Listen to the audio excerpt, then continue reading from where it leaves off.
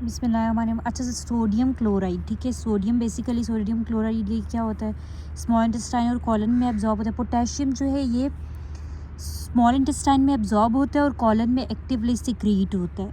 Water small 80% small intestine में absorb होता है, 10% लार्ज इंटेस्टाइन में और 10% फीसेस में एक्सक्रीट हो जाता है। नेक्स्ट वी है fat soluble vitamin A D E के, ये सारे स्मॉल इंटेस्टाइन में एब्जॉर्ब होते हैं, ठीक है। Absorb with lipids in small intestine. Folic acid duodenum में, कैल्शियम ड्यूडेनम में, आयरन ड्यूडेनम में, विटामिन B12 जो है वो इंट्रिंसिक फैक्टर के साथ टर्मिनल आइलियम में, बाइल सॉल्ट्स जो हैं these are absorbed in ileum, ठीक है। अब मेरे पास एक और देखिए, which vitamin is produced by intestinal bacteria and absorbed in blood. तो हमारे पास क्या है कि जो इंटेस्टाइन के अंदर बैक्टीरिया है वो प्रोड्यूस करता है विटामिन के, ठीक है। तो इंटेस्टाइनल बैक्टीरिया प्रोड्यूस कौन सा विटामिन करेगा, विटामिन के। अब अगर एक पेशेंट को, और विटामिन के मैंने आपको बताया कि क्या है, फैट सोल्यूबल विटामिन है। अच्छा, अब क्या है कि अगर एक पेशेंट है आपके पास ऑब्स्ट्रक्टिव जॉन्डिस का, उसमें जो गॉल ब्लडर है उसमें वो ऑब्स्ट्रक्शन हो गई है, तो आगे बाइल सॉल्ट्स रिलीज़ नहीं होंगे। तो बाइल सॉल्ट्स ने ही फैट की एब्जॉर्प्शन करानी है, तो आपके पास विटामिन के भी एब्जॉर्ब नहीं होगा। विटामिन के जब एब्जॉर्ब नहीं होगा तो ब्लीडिंग टेंडेंसी इंक्रीज हो जाएगी, ठीक है। ऑब्स्ट्रक्टिव जॉन्डिस में ब्लीडिंग टेंडेंसी इंक्रीज हो जाएगी। अच्छा, विटामिन B12 एब्जॉर्ब होता है टर्मिनल आइलियम में, ठीक है। Inability to absorb vitamin B12 after gastrectomy, वो क्यों होता है, because of loss of parietal cells, ठीक है। चाहे अगर हम टर्मिनल आइलियम को काटें या स्टमक को, गैस्ट्रेक्टमी दोनों में विटामिन B12 एब्जॉर्ब नहीं होगा। क्यों? क्योंकि गैस्ट्रेक्टमी में पैराइटल सेल्स चले गए, यहाँ पर जो फंडस पे होते हैं स्टमक के फंडस में पैराइटल सेल्स ये चले गए, तो इंट्रिंसिक फैक्टर प्रोड्यूस नहीं होगा। इंट्रिंसिक फैक्टर जब प्रोड्यूस नहीं होगा तो इसके साथ विटामिन B12 ने लग कर एब्जॉर्ब होने, तो विटामिन जो है अगर तो ये नहीं होगा, ठीक है। विटामिन B12 एब्जॉर्ब नहीं होगा। सेकेंडली, अगर टर्मिनल आइलियम चला गया तो फिर भी विटामिन B12 जो है वो एब्जॉर्ब नहीं हो सकेगा, ठीक है। आयरन एब्जॉर्ब होता है प्रॉक्सिमल आयरन में, प्रॉक्सिमल ड्यूडेनम में, ठीक है। और ज़्यादा जो है ये फेरस फॉर्म में ज़्यादा एब्जॉर्ब होता है, Fe+2 फॉर्म में अलोंग विद सिट्रस फ्रूट यानी कि विद एस्कॉर्बिक एसिड में या विटामिन C के साथ, और कैल्शियम के साथ इसकी एब्जॉर्प्शन डिक्रीज हो जाती है। इसकी ट्रांसपोर्ट फॉर्म ट्रांसफेरिन है। हीम में Fe+2 फॉर्म में ज़्यादा एब्जॉर्ब होता है, फेरिक फॉर्म में Fe+3 फॉर्म में कम एब्जॉर्ब होता है। एक पेशेंट है विद जिसमें फेरिक लेवल डिक्रीज़ हुआ है और total iron binding capacity increase हुई हुई है, तो उसमें ये कौन सा एनीमिया होगा, तो ये हमारे पास जो है वो iron deficiency anaemia, microcytic hypochromic anaemia. Haem अगर उसको हम देंगे तो वो रेडिली एब्जॉर्ब्ड हो जाएगा। अबाउट सोडियम, सोडियम क्या है, एक्टिवली ट्रांसपोर्ट होता है फ्रॉम कॉलन के। सिंपली क्या है कि सोडियम एक्टिवली जो कॉलन से है ना, सोडियम कॉलन से ज़्यादा एक्टिवली ट्रांसपोर्ट होगा और जेजुनम में थोड़ा कम एक्टिव ट्रांसपोर्ट होती है उसकी, यानी कि एक्टिवली एब्जॉर्ब होता है, ठीक है। एक्टिवली एब्जॉर्ब होता है सोडियम फ्रॉम कॉलन, कॉलन से ज़्यादा और फिर जेजुनम में। जबकि वाटर जो है वो जेजुनम से एब्जॉर्ब होगा, सोडियम मैंने बताया कॉलन से, ठीक है। आगे देखिए, मैक्सिमम एब्जॉर्प्शन ऑफ फ्लूइड जो होती है वो जेजुनम में होती है। अच्छा, ये अब एक ऐसे पॉइंट थोड़ा वेग से देखें कि जो फ्लूइड मैंने आपको बताया कि वाटर लॉस और यानी कि अगर कॉलन को हम काट देना ना तो बहुत सारा वाटर जो लॉस और इलेक्ट्रोलाइट लॉस हो रहे हैं वो कॉलन के रिमूव से शायद, ठीक है। Maximum water and electrolytes loss जो है इट अकर्स थ्रू कॉलन, यानी कि जो थोड़ा बहुत 10% जा रहा है वाटर वो कॉलन के थ्रू से ही जा रहा है। ये थोड़ा वेग्स है MCQ, I don't know, it doesn't make sense, ठीक है। अच्छा, आगे देखिए कि ये है कि हमने एक पेशेंट की आइलम को काट दिया है, तो अब उसको बार बार हमें फ्लूइड और वाटर फ्लूइड रिससिटेट करना है due to water and electrolyte loss, ठीक है, ठीक है। तो ऐसे पेशेंट में जो है वो, क्योंकि जो है वो फ्लूइड भी निकल रहा है और जो है मेटाबोलाइट्स और इलेक्ट्रोलाइट्स भी, तो ऐसे पेशेंट में मेटाबॉलिक एसिडोसिस और हाइपोकालेमिया डेवलप होने के बहुत चांसेस है। So most fluid loss will be through colon. अच्छा, सबलिंगुअल नाइट्रोग्लाइसिन एब्जॉर्ब होती है through sublingual when. Drug absorb होती है जो एफिड्रीन है, ये लिपिड सॉल्यूबल ड्रग है, ठीक है।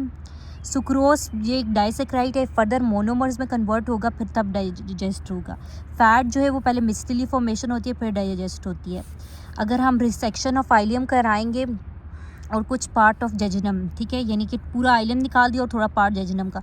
तो बाउल मूवमेंट्स बहुत ज़्यादा हो जाएंगी, 10 to 20 बाउल मूवमेंट्स हो जाएंगी, ठीक है, पर डे। उस अब मैंने क्या कहा है कि एक पेशेंट है, उसमें हमने जो है वो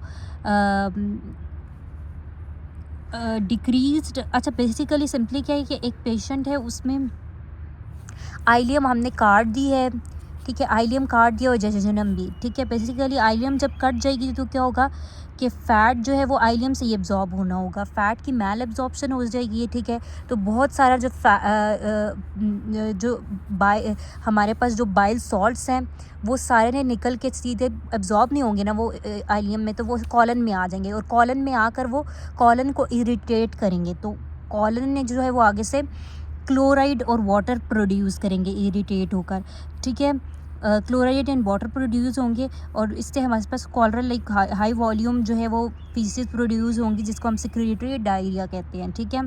और जो है जाहिर है आइलियम और जेजिनम कट गया है तो बहुत सारा वाटर और जो इलेक्ट्रोलाइट्स है वह सही से एब्जॉर्ब नहीं होंगे और वो स्टूल में पास हो जाएंगे, इसको हम ऑस्मोटिक डायरिया कहेंगे, ठीक है। नेक्स्ट एक है प्लम्बर विंसन सिंड्रोम का पेशेंट है, वो it is characterize by diet dysphagia iron deficiency anaemia oesophageal webs. GERD है, गर्ड क्यों होता है कि लोअर इसोफेजियल स्फिंक्टर की टोन कम हो गई है तो वापस रिफ्लक्स हो रहा है एसिड का, दैट इज़ कॉल्ड एज गर्ड। तो इसमें हमने 24 जो मोस्ट एक्यूरेट इन्वेस्टिगेशन है वो 24 आवर पीएच मॉनिटरिंग है और इन्वेस्टिगेशन ऑफ चॉइस जो है वो एंडोस्कोपी है। Then we have achalasia. Achalasia क्या है कि हमारे पास जो लोअर इसोफेजियल स्फिंक्टर है उसकी टोन कम हो गई है, क्यों? क्योंकि माइंटेरिक प्लेक्सिस लॉस हो गई है, माइंटेरिक प्लेक्सिस लॉस हो गई है और लोअर इसोफेजियल स्फिंक्टर की माइंटेरिक प्लेक्सिस लॉस हो गया है। तो अब हमारे पास जो है वो इस तरह लोअर इसोफेजियल स्फिंक्टर पूरा कंस्ट्रिक्ट हो गया, आगे से लिक्विड और सॉलिड दोनों ही मुश्किल से जाएंगे। तो failure of relaxation of lower oesophageal sphincter है due to loss of ganglion cells और माइंटेरिक प्लेक्सिस। तो हमारे पास प्रोग्रेसिव डिस्फेजिया होगा, पहले सॉलिड से एंड देन लिक्विड से भी, ठीक है। इसकी स्टडीज़ में हम बेरियम स्टडीज़ कराएंगे या मैनोमेट्री जो है वो डेफिनेटिव डायग्नोसिस है, ठीक है। एक पेशेंट है प्लम्बर विंसन सिंड्रोम या प्री मैलिग्नेंसी, क्यों डेफिशिएंसी किसकी? आयरन की। एक पेशेंट है हीमोग्लोबिन उसमें 6 है, माइक्रो और डिस्पेजिया टारगेट सेल्स है, माइक्रोसाइटिक हाइपोक्रोमिक एनीमिया, ठीक है। हमारे पास क्या है, एक पेशेंट है विद वीकनेस डिस्पेजिया या हीमोग्लोबिन 6 है, MCV उसका यानी कि कम है, MCH भी कम है, कौन सा? Microcytic hypochromic anaemia, iron deficiency anaemia.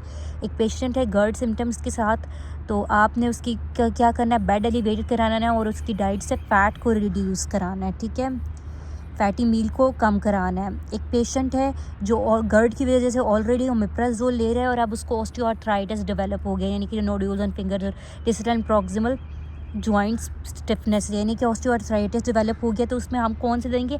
उसमें हम सेलेक्टिव कॉक्स इनहिबिटर देंगे, नॉन सेलेक्टिव कभी भी नहीं देंगे। सेलेक्टिव देंगे COX-2 इनहिबिटर्स देंगे like acetaminophen 1000 milligram thrice day, या फिर आप सिलिकॉक्सिब भी दे सकते हैं। Most sensitive test for GERD diagnosis क्या है? सेंसिटिव जो है वो 24 आवर पीएच मॉनिटरिंग है, लेकिन मोस्ट जो है इन्वेस्टिगेशन ऑफ चॉइस एंडोस्कोपी है। एक्लेजिया मैंने बताया कि डिस्पेजिया के साथ आएगा, पर पेशेंट जो है वो किस तरह आएगा? एक पेशेंट है कि चेस्ट पेन होगी, उसको डिस्पेजिया हुआ होगा, वॉमिटिंग एंड डिफिकल्टी बेल्जिंग है। इसी चीज़ नॉर्मल होगी। चेस्ट एक्सरे पे क्या होगा कि नीचे से ईसोफेगस बंद है, अंदर और फूड आएगा और एयर भी, तो एयर फ्लूइड लेवल बन गए होंगे। ईसोफेजियल एक्लेजिया है, it is because of myenteric plexus loss, ठीक है। तो एक्लेजिया क्या है? Deficiency of ganglion cells of the vagus nerve. Hormone कौन सा? Gut brain stimulation for myenteric plexus through which hormone होती है? Through acetylcholine. अच्छा, अब हमारे पास जो है अगर एक थर्ड पार्ट ऑफ जो हमारे पास मिडिल पार्ट है ईसोफेगस में, उसमें कोई चीज़ बोलस जम जाता है, फंस जाता है, तो वो फिर दोबारा जो है वो secondary peristalsis cause by myenteric plexus उससे जाएगा, ठीक है। Secondary oesophageal peristalsis is initiation by distension of oesophagus, ठीक है। डिफ़िकल्टी स्वॉलोइंग है, वॉमिटिंग ऑफ पर्टेड फूड है, तो मील बेरियम मील हमने किया तो dilatation of oesophagus and narrowing end है, तो ये एक्लेजिया है, ठीक है। डिस्पेजिया, अब एक पेशेंट है उसमें मैंने बताया लोअर एंड ऑफ ईसोफेगस जो है उसका वो बंद है, उसमें स्फिंक्टर टोन ज़्यादा हो गया, माइंटेरिक प्लेक्सिस लॉस है। तो ये क्या है कि अब वो उसमें चाहे हम लिक्विड डालें या सॉलिड डालें, दोनों ही नहीं निकल पाएंगे, दोनों ही डिस्पेजिया टू लिक्विड्स सॉलिड दोनों में सही होगा, तो ये due to multiplex loss neuromuscular incoordination होगी। ये वाले जो हैं ये न्यूरो के हैं, ये हम न्यूरो में डिस्कस करेंगे, नॉट राइट नाउ। अच्छा, अब आगे क्या है कि वो मैंने आपको बताया कि एक पेशेंट है, वो आता है कि उसका जो lower third part of oesophagus है ना, उसमें नॉर्मली ईसोफेगस का कौन सा एपिथेलियम होता है? स्क्वेमस एपिथेलियम होता है। अब वो जो लोअर 1/3 है उसमें बेशक 1 सेंटीमीटर 2 या 3 सेंटीमीटर जितना भी, उसमें कोलमनर एपिथेलियम आ गया है विद गॉबलेट सेल्स, तो ये इसको हम क्या कहेंगे? बैरेट ईसोफेगस, ठीक है।